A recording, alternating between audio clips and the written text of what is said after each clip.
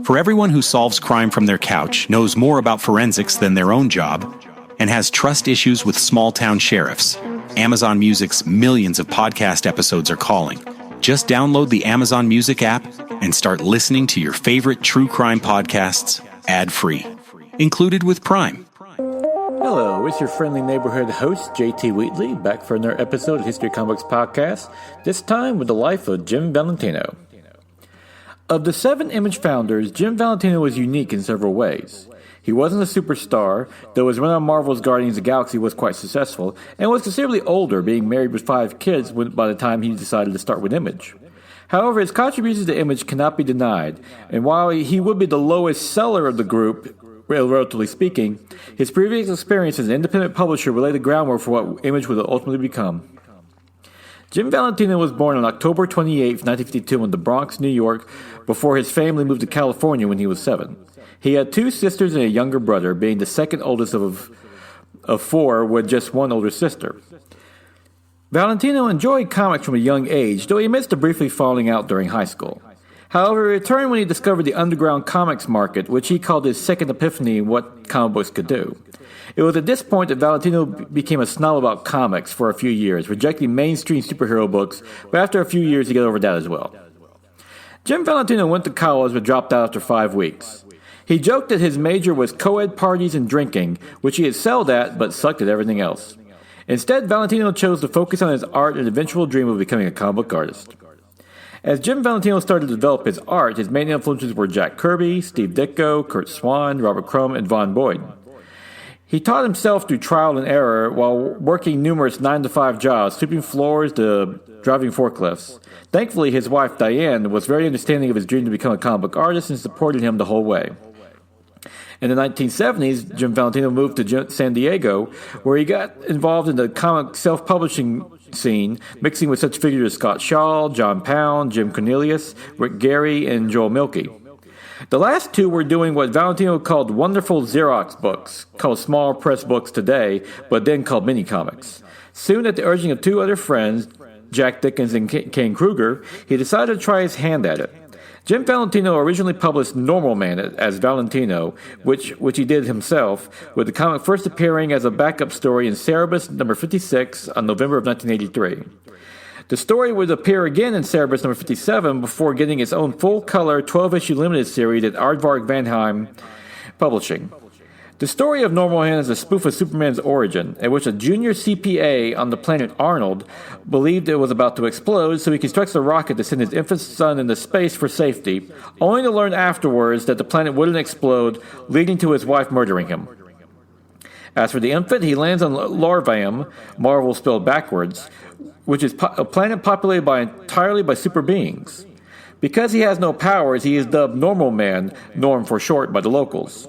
There, Norm tries to find a way back to his home planet, Arnold, with the help of his friends like Captain Everything, who has any power necessary to forward the plot outside of his own stupidity, Sergeant Fluffy, the agent of Smuck, which stood for nothing, and the Sophisticated Lady, who becomes the love of Norm's life. Through Norm's many adventures, Normal Man would spoof Marvel, DC, and pop culture in general. After its run at Aardvark, Normal Man next moved to Renegade Press, and later was first collected into a trade by Slave Labor Graphics. Its most recent collection was at Image Comics in 2007, which includes its follow-up stories that Jim Valentino had made since then. While the comics did fine, Valentino was frustrated from being broke, so he made a try to get into a job at Marvel. During this time, he met Rob Liefeld and Brian Murray, the latter who was doing the book Young All-Stars for DC, and both convinced him to try for Marvel, though it would still be a year before he got work. Finally, through editor Craig Anderson, he got a job, thanks in large part to his ability to be able to draw fast and be dependable.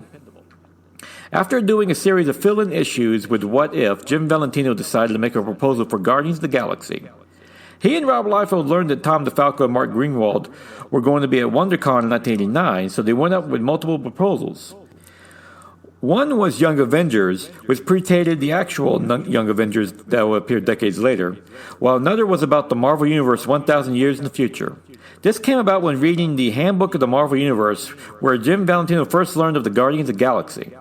His Young Avengers pitch would be shot down by Tom DeFalco, as they were just created the New Warriors in the Mighty Thor number 411 to 412 that December, which was too similar in concept of a group of young superheroes in the Marvel Universe. However, DeFalco did tell Valentino he was thinking about reviving the Guardians, though he wanted it set at 500 years in the future instead, after the Bad Dune invasion. This was based on DeFalco's own pitch he had been crafting, but liked Valentino so much, he chose his with that one change. Jim Valentino told DeFalco if he was given the green light, he could do just that, which he did with What If number 8. As a result, Jim Valentino was given Guardians of the Galaxy as both writer and artist. The original Guardians of the Galaxy had first appeared in Marvel Superheroes number 18 on January of 1969, created by Stan Lee, Arnold Drake, and Roy Thomas.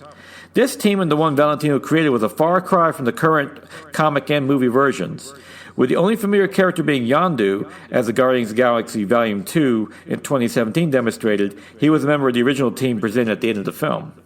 Valentino's run in Guardians would be noted for being more action-oriented and fun, a break from many of the gritty and darker comics in the 1980s. At Marvel, he soon became popular for his run in Guardians of the Galaxy, along with his What If line as well. Valentino very much enjoyed Guardians, and it allowed him to play around the Marvel's folklore. It was also during his run that he became familiar with fellow artists like Todd McFarlane, Rob Liefeld, who was his best friend in the business at the time, Jim Lee, and Eric Larson, who guest inked his covers. Simply put, Jim Valentino had found his success in the comic book industry, and with his ever-growing family with his wife Diane, they will eventually have 3 sons and 2 daughters. Things was working out perfectly. However, something even bigger was on the horizon. During this time, Rob Liefeld approached Jim Valentino about how great it would be to write and draw a book from the beginning, which made him and his wife Diane laugh, as that was what they were doing from the beginning, like with comics like Normal Man.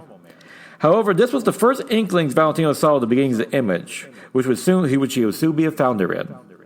Later that year, he had dinner with Liefeld, Eric Larson, and Dave Olbrich, the publisher of Malibu Comics, at the San Diego Comic-Con. Rob asked Olbrich if he would publish them, and Olbrich said yes, laughing, believing it was a joke. However, Rob Liefeld wasn't joking. Soon, Rob Liefeld was working with him and Todd McFarlane to start his own company, and then that December, during the Sotheby's auction, in which many of the artists' original art from Todd McFarlane's Spider-Man number 1 to Rob Liefeld's X-Force number 1 was sold without their permission or royalties, Valentino received a call from Liefeld that they were going to meet with the president of Marvel to announce they were quitting, and he wanted to know if he was in. Valentino said yes, and when he went home, he told his wife that he either made the best or worst decision of his life. Either way, she was behind him. Jim Valentino said according to Rob Liefeld, none of the other founders wanted him, especially Todd McFarlane, who openly stated it, though he would eventually approach him to join as well. However, Liefeld went to bat for him, which is why Valentino would be so supportive to Liefeld in the future. To Valentino's own admission, he understood their doubts, as he wasn't a superstar in the industry, though his run on Guardians of the Galaxy was a high seller, and he had a wife and 5 kids, thus he had the most to lose if the new company didn't work out. Any of the other founders, being already superstars, could easily get jobs back at Marvel and DC again. Nevertheless, Valentino was eager for the chance and soon would prove his past experience as independent producer would be much needed at the new company. When Jim Valentino left for Image, Marvel forced him off Guardians of the Galaxy, as he wasn't as big a name as Jim Lee or Rob Liefeld, who were allowed to finish their runs, even though Valentino himself was hoping to continue working on the series while he was still at Image Comics. He even suggested to stay on just as a writer, as he had plotted the series out to issue number 50 while someone else drew it, but it was rejected by editor Craig Anderson, and he was fired instead. Valentino soon learned that more than a few Marvel editors felt personally betrayed by the creation of Image Comics. According to Valentino, editor Ralph Macchio called him a traitor. And while they would let Jim Lee and Rob Liefeld finish out their runs in their Marvel books, a lesser creator like Valentino was immediately fired in retaliation. Despite this backlash, Valentino defended the head editors Tom DeFalco and Mark Greenwald at Marvel, stating they were always gracious even when he left the company. His original plan for Image was to do The Pack, a team book, but once he learned that Rob Liefeld, Jim Lee, Mark Silvestri, and Will Spartasio were planning their own launch books as well with team ideas, he decided a different approach. His idea would be Shadowhawk, with the latter's name being inspired by Starhawk from Guardians of the Galaxy. In fact, Valentino originally planned to change Starhawk's name to that in his Guardians of the Galaxy story, about him going from being a being of light to one of darkness, thus going from Starhawk to Shadowhawk. Editor Tom DeFalco nixed the idea, but encouraged Valentino to create his own character with that name. Valentino later joined this name with another idea he pitched to Scott Fulop at Archie Comics, who was hoping to revive the old MLJ superhero line. Fulop's idea was to revamp the Fox into a more violent Batman, as Valentino, like many creators and readers, never understood why Batman let someone like the Joker walk free. That pitch never came to fruition, but Valentino finally had a chance to dust off that idea when he went to Image Comics. He stated that only in superhero comics do heroes not kill, but Valentino decided he wouldn't kill either, but he would maim, and in Shadowhawk's case, paralyzing the criminals he targeted by breaking their backs. The character was Paul Johnstone, a black prosecutor also infected with AIDS who decides to use his last years fighting as a vigilante. The story of Shadowhawk revolves around Johnstone, a black resident of Harlem, New York, who eventually becomes a district attorney, but when the mob tried to get him to back off some of their men by threatening his drug-addled brother Hojo, Paul refused. As a result, Paul was attacked and infected with HIV. Soon, Johnstone was out of a job and even in jail before an ex-cop, Christina Reed and Carlton's son, approached him about donning an exoskeleton that allowed him to become a vigilante, Shadowhawk. As part of his training, Johnstone also learned how to break a person's back without killing them, only paralyzing them, thus becoming his signature attack against criminals. During Johnstone's career as Shadowhawk, he would encounter other Image characters from Savage Dragon to Chapel, while fighting crime and looking for a cure to AIDS, only to die in the end fighting his arch-rival, the racist Hawk Shadow, who in an irony was inspired by Shadowhawk himself. After Johnstone's death, the mantle of Shadowhawk will eventually be revealed to be the spirit of justice, which has been passed down through the ages and eventually go to some of Johnstone's friends and even a robot before settling on a teenager, Eddie Collins. Jim Valentino would also spoof his own creation with Silver Age Shadowhawk, first appearing in Shadowhawk Special in December of 1994, which was an homage to Jack Schiff's Batman comics from the 1940s and 260s. They had Shadowhawk fight alongside his wife, Lady Shadowhawkette, and son, Squirrel, all while operating out of the Shadow Cave. Most recently, Paul Johnstone returned the Shadowhawk mantle 15 years later after his death in a new series, Shadowhawk Resurrection, by writer Dan Wickline with art by Jim Valentino and Tony Rodriguez. Jim Valentino recalls those early months in Image to be a whirlwind, from wrapping up his run at Marvel, developing Shadowhawk, along with helping get the new company off the ground in general, all while raising his family of 5 kids. It didn't help he sprained his hand during the time, and being so frustrated with the healing process, he cut off his own brace so he could finish work. The injury led to Shadowhawk 3 being released late. When Shadowhawk finally launched, the first issue sold 500,000 copies and was notable for Image as being the first to ship on time. Though also as strange notable too, it was the lowest selling of the bunch, but at 500,000 copies, that's still nice numbers. Valentino was excited by those numbers, in fact, as he thought of it in dad terms, such as paying for his kids' college education and not having to sweat the mortgage anymore. With Shadowhawk, he would use numerous gimmick covers to boost sales, from a foul cover, glow in the dark, and a die card, something that Valentino admits he did because he wasn't as big a star as the rest of Image founders, so he had to do something to bring attention to his comic. To keep a regular schedule, Valentino would publish his series as a series of mini-series over a regular series. Valentino also made a point to help out his friends, such as Scott McCloud and Jeff Smith, with his book giving them work or backup cover ads. Despite all this, Valentino admitted to being the lowest seller of Image and even stated he was more DC than Marvel and that his books were more story and character-oriented over art. Part of Valentino admitting this, his art wasn't as pretty as Jim Lee's or Todd McFarlane's, so he had to make up for it with better stories. Having Shadowhawk being a straight black man infected with AIDS was one example, as it led to a positive reviews in magazines such as The Advocate. This was notable at the time, considering that most people considered AIDS to be a gay disease. Despite the success of Shadowhawk, Normal Man remains Valentino's favorite book, though, with Captain Everything from that series his favorite character of all time. One of the things Valentino did enjoy about working in Image was that you could do whatever you wanted as long as you could afford it, as no member could veto another one's project. As Valentino put it, if you owned the car, you could drive wherever you wanted to. Luckily, none of us owned hammers. As a result, he would eventually publish The Pact in a limited series in February 1994. Valentino was frustrated by the lateness of Image books, as he felt professionals should keep a schedule, though. He also envisioned his studio Shadowline Incorporated as more of an office space to promote his books and not a full-blown studio like Wildstorm Extreme.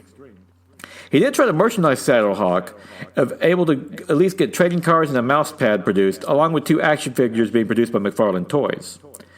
Valentino did see the crash coming in 1995, and like many others, was in denial at first, but was soon pulling in his belt as well.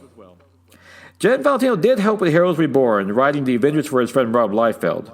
It helped that The Avengers was Valentino's favorite comic book as a kid, though that event would eventually be panned. His friendship with Rob Liefeld was also pushed to the breaking point when Liefeld tried to poach away some of Top Cow's talent, making the studio leave Image, while also starting his own publishing company, Maximum Press. As a result, even Valentino couldn't defend his friend anymore and would vote him out with the rest of the founders in 1996. Back at Image Comics, Jim Valentino produced the series A Touch of Silver, a semi-autobiographical book about a young comic book fan coming of age in the 1960s, the Silver Age of comic books. That same year, he also produced a trade paperback collecting some of his earliest works in vignettes, which featured an introduction by Dave Sim. Jim Valentino also worked on the U.S. Mail strip with art by Murphy Anderson and Mike Alfred, a concept he would later revive as Astro Man and the Intimidators. From 1999 to 2004, Jim Valentino served as publisher to Image Comics and sought to broaden the talent pool, bringing such notable writers as Robert Kirkman and Brian Michael Bendis. Valentino's personal mandate was no borders or boundaries, just good books. Hopefully raising the bar of Image, which he perceived was still as this fancy titillation and pretty pictures. Valentino also tried to improve Image's reputation with other publishers and retailers as well, as he put it, showing that someone was actually steering this crazy ship. Of these books, Valentino was especially proud of Invincible, Noble Causes, and Age of Bronze, which added much to the needed variety to the Image lineup. While the lineup was praised, Image Comics did initially see a reduction in revenue under this term, largely due to Jim Lee selling Wildstorm to DC, though would eventually be profitable again thanks to new revenue streams in bookstores and libraries that Valentino helped establish. Also as publisher, Valentino was famously conned by Robert Kirkman for his pitch for a zombie book, which he first shot down because Valentino believed that zombie comics didn't sell at the time. Kirkman then said in his pitch that it would be revealed later in the series that the zombie plague was actually a precursor to an alien invasion. However, it wouldn't happen until later in the series, but he would leave clues in the comic foretelling it. Valentino liked that idea and greenlit Kirkman's comic, but when it came out in October of 2003, Valentino told Kirkman he loved the book, but he didn't see any of the clues for the future of alien invasion. It was at this point that Kirkman admitted he lied to Valentino. It was just a zombie comic. Of course, that comic is The Walking Dead, and the rest is history. Jim Valentino would eventually be replaced as publisher at Image Comics by Eric Larson in 2004, who continued many of his policies in diversifying Image's talent pool. As for Valentino, he returned to focus on Shadowline, reviving his Normal Man comic, which would be recollected in trade in 2007, along with Shadowhawk. He also produced a semi-autobiographical book, Drawing from Life, while his Shadowline Incorporated published new creator-owned works like Bomb Queen, After the Cape, and Sam Noir. And in 2008, Jim Valentino started Silverline Books, an all-ages imprint for original graphic novels designed to appeal to libraries and family bookstores outside the more mature content Shadowline was producing. No breaking of spines in these comic books, for example. Jim Valentino also serves on the board of directors for Hero Initiative, a charitable organization that helps past comic book creators who are falling on hard times. Today, Jim Valentino lives in Oregon with his wife and is now a grandfather, once again showing how much older he is than his fellow founders, to 3 grandsons. As to what Image Comics meant to Jim Valentino, he describes it as a creative self-determination, in that creators got to decide what was best for their creation, whether killing them off or making them into a movie or TV show. He is still proud of it to this day that Image Comics doesn't own a single comic creation, sticking to its original stated goals, believing that to be his company's greatest legacy. I would like to thank the chief source of this episode, Image Comics, The Road to Independence by George Corey, which features a great interview with Jim Valentino, a must-read for any Image fan.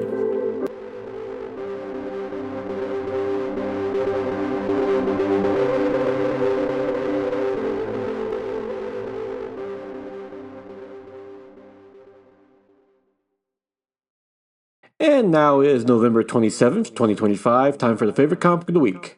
Absolute Batman, number 14 by Scott Snyder and Nick Dragotta, which finds the conclusion of the Abomination story arc as Batman and Bane finally duke it out one last time in an incredibly brutal way that can only be done in a comic like this. Scott Snyder does a fantastic job really building this, for a 14 issue, they really build up to some max level here as the fight is crazy brutal from one, just how insanely huge Bane gets from using Venom to, well, how Batman's able to counter that. Well, let's just say a building is involved at one point. You just have to see it to believe it. It's just a truly brutal match worthy of these two classic foes, and it works from beginning to end. It's matched by Drago's art, which really brings the insane level to Just like I say, how giant Bane gets to all the techniques Batman uses to take him down. Just a great read from beginning to end. Great conclusion to the story, and great build up to like the first 14 issues. This is easily. There's a reason why this is the flagship book of the Absolute Universe, because it's been killing it from issue 1. Easily the best Batman comic that stands right now, and completely different from the other ones, and just a great read in general, and just a prime example of why the Absolute Universe is the best thing DC's done in a long time. And with that, of course, happy Thanksgiving, everybody. Hope you're out with family and friends enjoying turkey and all that good stuff. And of course, tomorrow the holidays start firing up, so I'll probably be doing some Christmas classic ends for the holiday season. I think I've posted about this before, but the holidays in my house is Black Friday to New Year's Eve. I don't start till Black Friday. It's still Thanksgiving, original American holiday, where we get to enjoy food and watch football. So why would you want to go skip over that? But until then, go out and enjoy some good comic book. And especially check out Absolute Batman number 14. And man, this is just a fantastic read and a wild ride.